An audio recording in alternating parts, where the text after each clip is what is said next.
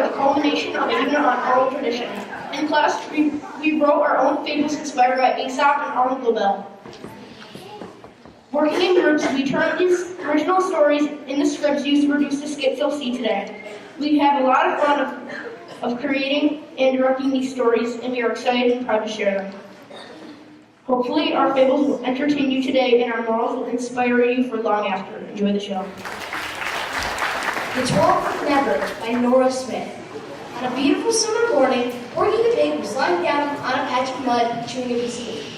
Over his head, he saw a group of birds flying over him. And in that second, he realized what he was put on the earth for. I want to fly just like those birds. By the rowdiness of his voice, Harry Horse woke up with a neigh.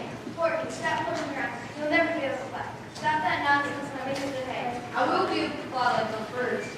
Then he started running and picking up speed. He jumped and burned against the fence. Ouch! Will you ever be quiet? Sorry. By this time, all of the farm animals had woken up and were wondering what Porky and Harry were quarreling over. What is happening? Porky is trying to fly. I can do it. I'll show you.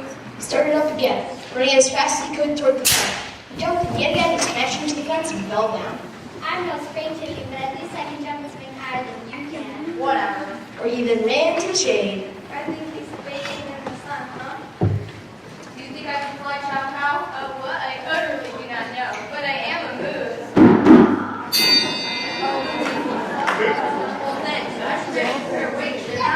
Well, actually, eggs, but it doesn't mean I will. Well, I will make a pair of wings. Can I borrow some brothers from you guys? No. Porky then started collecting materials to make a pair of wings. Soon enough, Porky made a full pair of wings out of rocks. He tied the deer on and started running towards the fence. Porky jumped and he was sailing, and then the rocks started flinging down out of the air. He climbed to the ground and rolled over on his back. What am I going to do? Just give up. I want you to put this next time. Well, I have to try. I'm going to stop talking because my voice is getting hoarse. I'll help you. Who said that? You, Cal? No, that would be a coincidence if I did. Next time, ask someone who wasn't me. Okay, then who said it? Me. You, my friend, you were just an undersized fly. How will you help me for a task like this? Just because I'm small doesn't mean I can't be much help. Okay, sure. I need you to help me make a pair of wings. Okay, for that we need to find lots of strong things, which we can find all around here. Soon enough, Firefly and Porky Pig finished collecting the materials. This doesn't seem like it'll work. Don't I need feathers to fly? Or chickadee chicken won't let me fly her feathers. Now why would you pluck poor chicken's feathers? We can find lots of crow feathers that have fallen off from. Where? Here. No, where? Here. Oh, you need to off crow feathers. Then he waddled over to the pile and started picking them up and brought them over to the pile of hay. Together, Firefly and Porky Pig laid all the feathers and hay together in the layout of a pair of wings. Now we should tie these together with long strands of grass. And just like a miracle, a pair of wings was created with a small friend's help. Thank you so much. Porky placed the wings on and started picking up speed. He jumped and just like that he soared into the sky. The moral is, small friends can do big favors.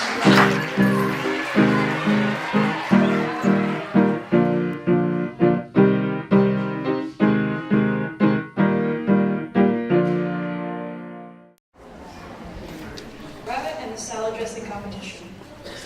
One day, in the forest, Rabbit was eating her lunch, a wonderful salad of dandelions, grass, and her own homemade dressing. As she ate, Rabbit had a wonderful idea. She would enter the grand salad dressing competition, being held next week. Aha! I can beat everybody in the forest. I am best at making salad dressing. Rabbit started practicing immediately. Wait, if I'm the best, what do I need to practice as great as I am? After having this thought, Rabbit went outside to scout out the competition. When she went out, she saw a mouse wandering away. But hello, Mouse. What are you doing out here? Well, I'm going to one for my best figure out salad dressing for the competition. Oh, I'm doing the contest Evo. Funny coincidence. What are you doing up here, Rabbit? Rabbit did not want Mouse to know her intentions, so she decided to lie. Don't tell me what they want. So it's you to the competition. I am new to this stuff. Well, I usually practice with an hour every day. Oh, very nice. Thank you. Bye. Rabbit runs to her house, eager to get some practice in because practice makes perfect. But if you're already perfect, it makes perfecter.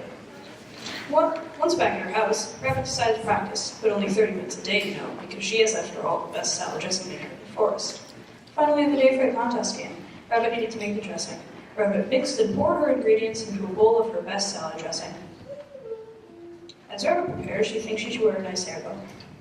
Rabbit walks to the square where the contest is being held. I will beat all of you, then claim first prize. It is impossible for me to lose. As she joined the other competitors on the stage, Mouse and Sparrow tried to start up a conversation with her. How are you been? They aren't ready to talk. Sad and clean. What's wrong, Rabbit? Are you going to talk to us? So overcome with notions of herself as the winner, Rabbit decides she should talk to her neighbors. After all, what could they do for her? All right, everyone. Welcome to the 73rd Annual Salad Dressing Showdown. Today we have Sparrow.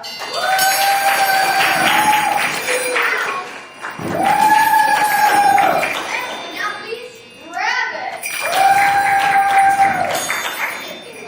I'll show her what they win. I'll teach her not to let the style different space.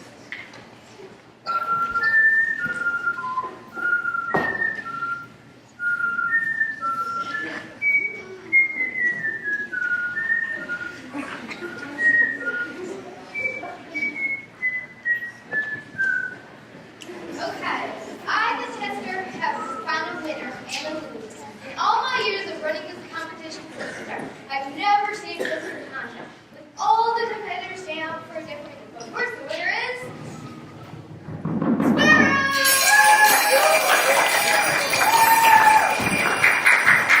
Rabbit was heartbroken. She didn't win. She didn't win. She didn't win. She charged home and fell into a trench. She never was the same again. And the moral of the story is, overconfidence often leads to disappointment.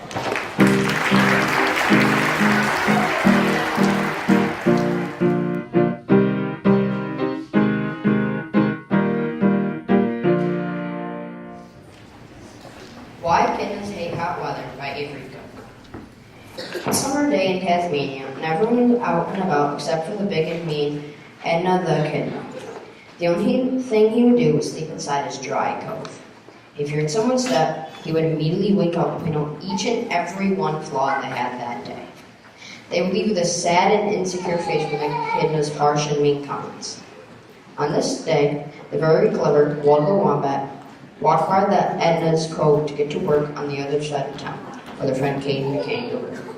She took a different route today, and ended up walking by the Edna's lonely habitat. As always, he opened his one eye, so the two next victims had his nasty remarks. Look who's here. Oh, hi. How are you today? Oh, hi. How are you? Hi, Waldo Wombat and Kate in the crusty kangaroo. I'm great. How's your braces doing? Waldo soon started to blush. No one has ever dared to comment her on her races. When she was born, her teeth were a mess and needed to be fixed as soon as she was of age. The only problem was, Waldo was known as one of the nerds in her high school, already getting an offer from Harvard all the way in the United States for engineering. The braces didn't make her reputation any better, as she was then known as Brace Face. This tease was not taken lightly, and she was greatly offended. That's great.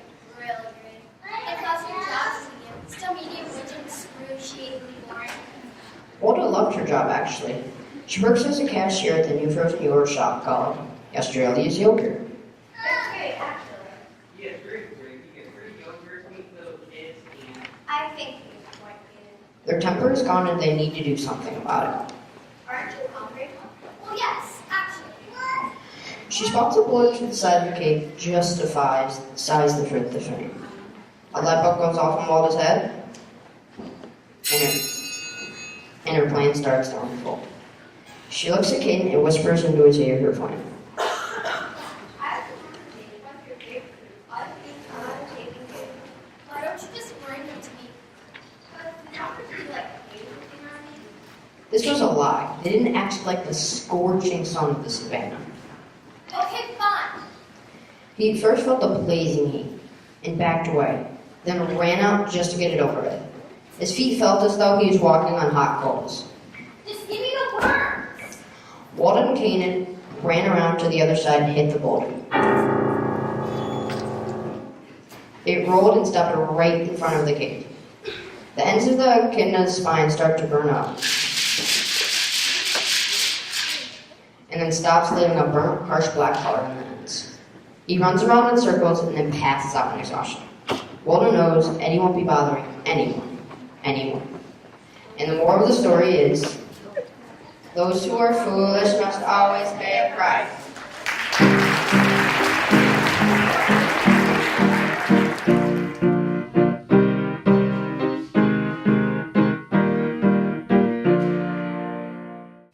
Once there was a rat that lived in the forest with all the other animals. He was very greedy and he liked to get money from the other animals.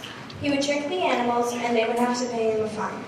One day, he ran up to the bear who was sleeping and whispered in his ear. Bear, you're the ugliest creature I've ever seen. I mean, you were very rude.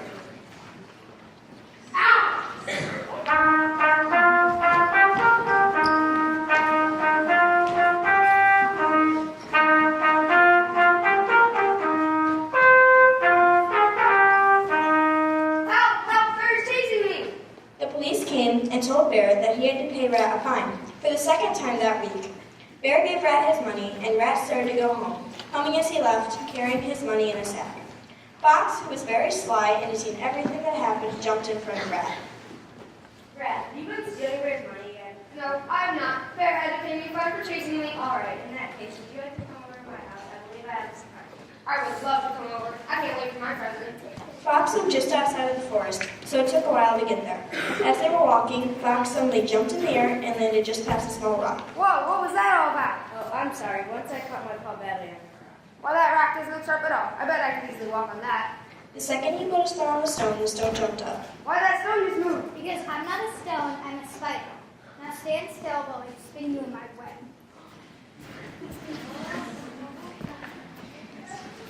That is your present for tricking and stealing from all of the other animals. When Fox got back to the forest, he told all the other animals of what he had just done. Only one animal spoke up. Well, but Fox, that was very wrong of you. Why don't you care? Just because he's greedy doesn't mean he can't be kind. Rat will never be kind. He tricks me and have to pay money. But maybe for a kind to him, no one's kind to us. I've heard you think things that happen. Now, if you want to go stay here, go. Fine, then I will. Mouse had been searching for Rat for a while when she finally found him at the edge of the forest. When she got there, she found him talking to himself. Oh, why? That's me such a selfish rat. You little rat, I'm selfish. I know that no one will ever want to help me get out of this mess I've made for myself. Excuse me, rat? Are you alright? I suppose you only came down here to tell me I deserve what I got. A spider and fox already have. Actually, rat, I'm here to rescue you. Now, if you please stop squirming, I'm going to get you out of this mess. Oh, thank you so much. I hope you never do anything like that again, because if Fox gives you what you deserve again, then I won't feel so sorry for you. Now let's go back to the forest.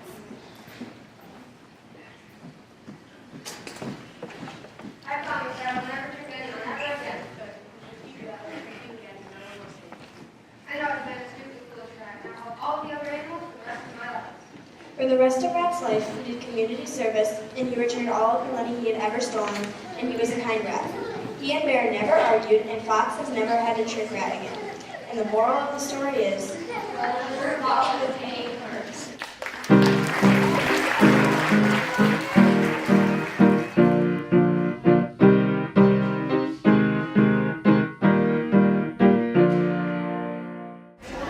Why the Peacock Has Colorful Wings by Elliot Rayner. It was time for the annual bird race. But look, I've got the best bird win. The three fastest birds lined up at the starting line. Good luck, guys. Thanks. I believe I can do it. On your mark,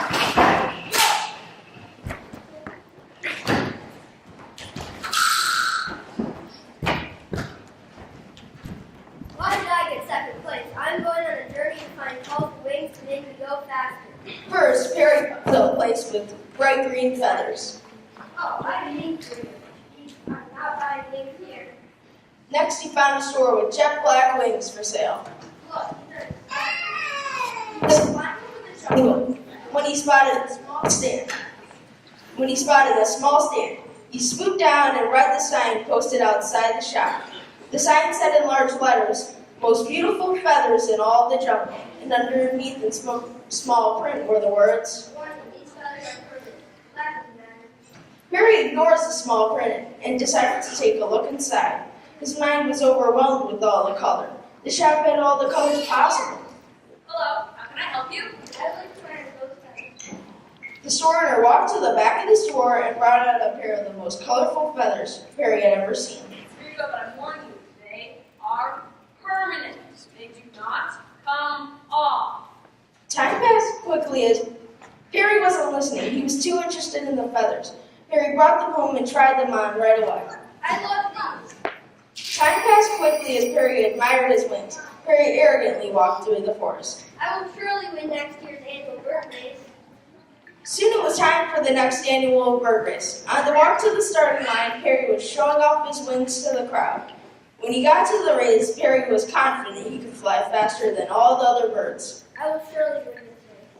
On your mark, get set, go!